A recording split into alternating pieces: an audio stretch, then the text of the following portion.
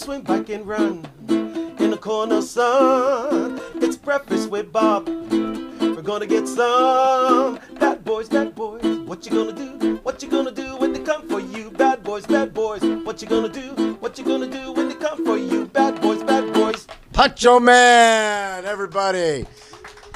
Welcome to Breakfast with Bob Championship Edition of beautiful Four Seasons Resort Hualalai. My name is Bob Babbitt, brought to you by Master Spas, SFuels, right fuel, right time. HOKA, Fly Human Fly, Deboer, Wetsuits, Quintana, and of course our Challenged Athletes Foundation. Our next guest, he is a 2024 Ironman World Champion, three-time Ironman World Champion, Mr. Patrick Lange.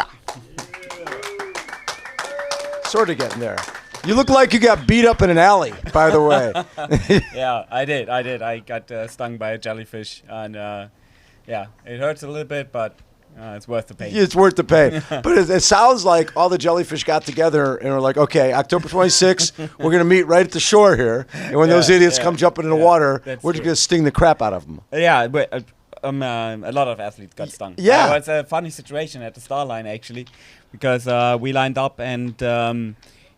I think Appleton was it who asked to the other athletes, like, oh, I got stung. Who else got stung? And again, everybody was like, yeah, me too. Yeah, me too. Okay, then we have a nice little wake-up call now. Then let's go. Yeah, Aussies quite. They're used to it. Yeah, it's no big deal. Yeah. God, did it hurt during the whole race? Yeah, it hurt. God, and there's really not. I heard you like swam over and say, "Who's got vinegar?" yeah. But nobody cared vinegar. Yeah. So when I look back, you won here in 17 and 18, and there was a gap, right? And nobody has ever gone 6 years between winning this race. I mean, usually people win a few in a row, and then if once there's a gap, they don't ever win again. Were you wondering if you'd ever win again? Sure. I mean, we talked about the development in the sport, right? The new generation coming in and pushing the limits further and further, and the science behind it and everything. So, of course, like you never know, and I'm also not a person going into the races and banging on my chest and say, okay, I definitely win that or something. So, I've just said before the race, I'm fitter than I was in 18 when I won with a course record, so that gave me the confidence to believe in it, and I think the whole team behind me also believed in the mission, and it's been just the perfect day for me out there. So it's 2016 run course record, 17 course record, 18 sub 8, 2024 another record and a third win. There's something about this place that works really well for you. What is it? Yes, I cannot really describe it, to be honest. It's just it's a magical place for me. It's like it gives me so much energy, and of course I also had some challenging times here. Like 19 and 22 was also not the easiest year for me. But I think that's part of the process, right? So you learn, you sit down and analyze and try to come back stronger, and that's what I did. I think I just did my research where I can improve, and got back to work, and obviously with having only every second year the chance to come here and compete, I wanted to be 100% on the top of my game. And I found it, kind of an interesting side note that Greg Alexander, for example, he won his third title also with 38. Also like a little bit of the same, people doubting. Yep. And he came back, and he's kind of my type of racing style. Like, yes. Absolutely. Fast runner. So that gave me the confidence that this is possible, and 38 is a great year to win the third title. And sometimes you just need a little breath of fresh air, and getting a new coach, just a new voice, makes a difference. And I just talking to Ben last night, and he was saying that, when I first talked to Patrick, what can I help you with? You can help me make me younger. So I can't do anything about that. But then he started thinking about it. He says Craig Alexander won when he was 38. Jan Frodeno was 38. Mark Allen was 37.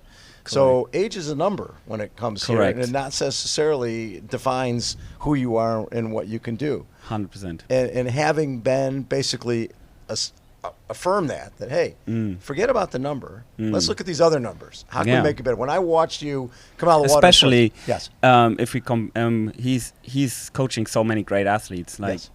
Hayden Wild, Jellyfish, and all those like really young super fast guys. And we can now compare the numbers and to give me the confidence you're right there with them. Like it's not that you are slow compared to them. Right. So it's giving me the confidence. So it's a big mental boost for me. It's huge to know that those guys who are training for the Olympics are doing are sort of a similar to where you're at. When I saw you come out of water in fourth, right? You were, right there, 47.09, and what a difference that makes when you're not chasing right from the beginning. And as the groups go by, or as as the groups get absorbed, you can be in that mix. And doesn't it make a huge difference rather than being by yourself? Yeah, 100%. And also, leading into the race, you make plans, and of course, if your A plan works out, the day starts so great. Okay, I'm having a good day here, and the positive energy kicks in, and you get this boost of, okay, today is a good day, so let's go, and you can extract more out of each situation. And then when I saw you on the bike and just coming up Palani, it looked like you were in a criterium. The way you were you were like hammering going up there. I'm like, okay, he's training, he's racing sort of like when you watch the Olympic style racing, they're riding a criterium. They're like surging back and forth, which is not really the style that we're used to at the Ironman. Yeah, but this is the race dynamics we are dealing with currently. As long as you're not Magnus Ditlev or Sam Lelo, yes, especially with the race ranger introduced. I think there's a lot of criterium style racing, so you have to get used to this hard punches and then recover from them pretty quickly. And it was actually kind of my race plan to execute the town race really well, going into Palani and attacking, because I also was running pretty big gearings. I was running a 61 by. So really? 61 by and 30 in the back. So not a lot of wiggle room to break on Palani there. So I had to go all in. To be able to turn that thing, or else you would have been doing the paperboy. Exactly. That is hilarious. Yeah. And being 14th fastest bike split of the day, right?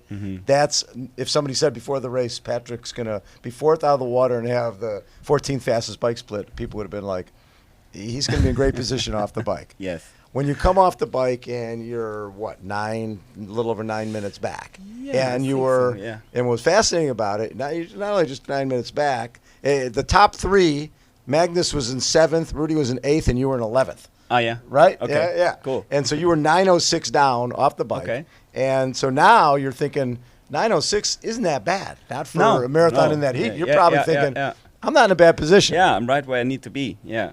And then knowing that Sam had nearly 6 minutes on second place, so you're like 3 minutes freaking out of podium. Exactly. That was super motivating. Yes. And catching those guys so quickly, especially Magnus, where he struggled a little bit early towards on, the end, and so catching him that quickly gave me a big boost. Yes. Because he is a tough.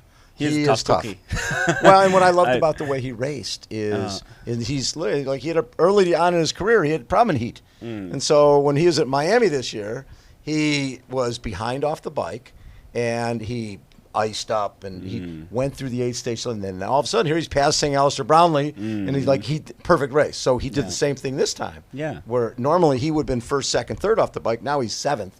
But as you know, when you're a champion, and exactly what you did here, you have to win different ways, right? You have to figure out, okay, if my swim is, if I'm a great runner, but I'm a triathlon, I got to swim great, I got to ride great, and how do I get better? Yeah, that's true. And we crunched the numbers and on that, and again we had a great plan leading into that race, and yeah, it's It played out perfectly. it played out perfectly. Yes. Now you're also, but yeah. when I ran into second position, I think Yes. it was like, oh wow, that I've never been in second position that quickly, and then soaking up the energy on Ali Drive, Yes. and taking it out with me on Queen K and into the energy lab, because it's lonely there, you know that. Absolutely. And this energy from the crowds, taking that with me, definitely helped a lot to keep up the pace and Yes. slightly building the gap bigger and bigger. And everybody has their own way of winning. Sam has shown that, like when he went to Nice last year and in Kona the year before, that, and I think a lot of us felt that he was not that great a runner. And last year, 2 years ago, he ran 2:44 off the bike and got second place. Gustav didn't catch it towards the end. Last year, he had 5 minutes off the bike. You took a lot of ground on him, but got second place, and you obviously have a lot of respect for him. So when you saw him, and the fact that that's the way he races, and he's been successful, I'm sure Magnus and everybody else are like, we can't let him go because he doesn't come back. So we got to go Exactly. after him. When you realize you're going to catch him, and you realize he did everything right. Rode 3:57, leading off the swim, amazing. right, and then he had nothing left. But the sign of respect you showed him, just basically telling him, take care of yourself. You got a long way to go. Absolutely. But there is a mutual respect. The way you salute him. He's a champ, and He is a champion. That's I think that's fair play to him. He put it all on one card. Yes. He took his chances, and you got to respect that. Absolutely. And while you were out on the, I don't know if it was on the Queen K or on Elite Drive, your mom passed in 2020. Yes, correct. And lung cancer. And one of the things she told you is she wanted to see you back on the top of the podium. Yes. Here at this race. Yeah, that was a big moment for me. Like 5K into the run, well, it kind of hit me like a flash. Like I got goosebumps all over my body, and all of a sudden she was there with me, and that was just, it was amazing. It gave me so much energy. Yes. To actually get the chance to do it for her, and to make her proud again. It just it gave me so much energy, and all of a sudden I realized, okay, I really can make it. Right. Especially with your help. So I went all in, and I'm super proud that I took this win with her. Yes. The margin of error in these races has gotten so tight. Like you yeah. said, Sam did everything right, and who knows if he fueled a little differently, we could be chatting with him right now. But this year, panic attack at European champs, freezing cold at Oceanside, get kicked in the ribs at Roth. I mean, it's like everything that can go wrong. But then to be able to be patient and understand, okay, bad stuff happened, but the season's not over yet. There's other things I can do, and I think I've had some success around this island. To staying positive when all that crap was happening, how hard was that? Of course, there were also positive moments this year. I took the win in Texas. Yes, you did. So I think it's really important to focus on the positives, right, and not so much on the negatives. Yes. So this is where I changed my focus on. Right. Just okay. You had the great race in Texas, similar conditions to Kona. So why not end the year on a high? And I knew that Kona is always good to me, so yes. I was really buzzing to come back here. And if you reflect on your years, also had a tough year in 17, had a tough year in 18, but if you win Kona, you had a great year. So that's sort of the Dave Scott philosophy. Dave wouldn't do anything until October. We used to call Mr. October, and he'd win Kona. Then every magazine, every ad was Dave Scott. Congratulations! And he had one race, and he did it well. Yeah, that's what matters. To win the biggest great year, to win the biggest prize when the lights are the brightest. That's what it's all about. Correct. And for the person who wins the biggest prize when the lights are the brightest, we have a special treat. Alyssa Takamura has something very special. She's the assistant executive pastry chef here at Four Seasons Hualalai. Alyssa, come on over. I'll get my little book out of the way here. Woo. We have a special presentation. Thank you. Thank you. Here, I'll get these things out of the way. Yes. That looks amazing. This is, wow. You want to, Alyssa, you want to explain what we got here? You're welcome. Congratulations. I'll give you that. Thank you. So this is just a little, Put the microphone a little closer. So this is a little edible trophy for you. Hello. So it's a chocolate showpiece. We just tried to highlight some of the broken. Oh, sorry. okay. Whales. And then it just kind of highlights the ocean as well as tying in the times and the Ironman. So. Is that jellyfish as well? No jellyfish. Got whales on there. Whales. Next year, there'll be 2 years from now, there'll be whales. We'll be waiting for you guys at the start. I love that. That's amazing. Thank you so much. Alyssa, thank you so much. I really appreciate it. Thank you. How about a round of applause for Alyssa at Four Seasons Hualalai? This is beautiful. Wow. Pretty fun. So we were just chatting. We've only been in this suite 3 times. 2017, 18, and this year.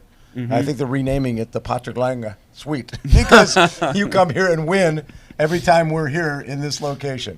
Congratulations, Patrick. So I think where's the boss of the hotel there? So we come back in 2 years, as well? 2 years. Perfect. So we're Job gonna done. Be back here. You come. We're gonna have that. We'll be right here. Hopefully in 2 years, celebrating. Hopefully number 5. Right? You got 3 and these, and you're so well suited. You know what?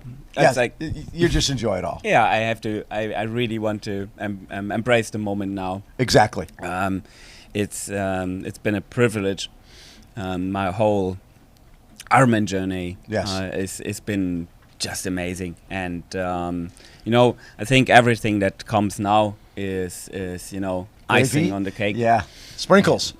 Sprinkles, golden sprinkles. So I'm super happy. With the journey and everything that follows. I couldn't be happier. We had the conversation we had in Oceanside, the conversation we had in Kona. It's just been everywhere we've chatted. This year has been really fun hanging out with you and just watching you deal with stuff, but then come out the other side and have one of the greatest races ever. Course record holder, 3-time Ironman World Champion. Give it up for Patrick Lange. Poncho Man, take it out. Bad boy, what you gonna do? What you gonna do when they come from you? Gonna swim, bike, and run in a corner sun. It's breakfast with Bob, so let's get some bad boys. Poncho Man! Thanks, everybody, for being with us at our championship edition of beautiful Four Seasons Hualalai. My name is Bob Babbitt. It has been an amazing week of interviews. We loved talking to everybody.